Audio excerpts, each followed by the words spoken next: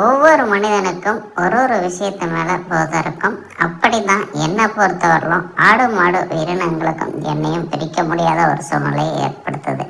அப்படி இருந்தும் நம்ம பிரிய வேண்டிய கட்டாயத்துக்கு தள்ளப்படுறோம். ஏன் அப்படின்னு சொல்லி கேட்டிங்கன்னா, இன்றைய வளர்ந்து வரும் பொருளாதார சூழ்நிலையில நம்மளை நாம நம்ம குடும்பத்தை தற்காத்திக்கிறதுக்காக இந்த பண்ணை தொழிலை மட்டும் பார்த்து ஒன்றும் பெருசாக மீதி பண்ண முடியாத சூழ்நிலையில நம்ம இந்த மாதிரி ஒரு சூழ்நிலைக்கு தள்ளப்படுறோம். அப்படி இருந்துதான் நம்ம உயிரினும் மேலான நாட்டு மாட்டை நாம இழக்க வேண்டிய ஒரு சூழ்நிலைக்கு தள்ளப்பட்டோம். அப்படிங்கிறதுல எந்த மாற்றமும் கிடையாது. ஆனா ஆடு அப்படி இல்லை, வேலைப்பளு கம்மி.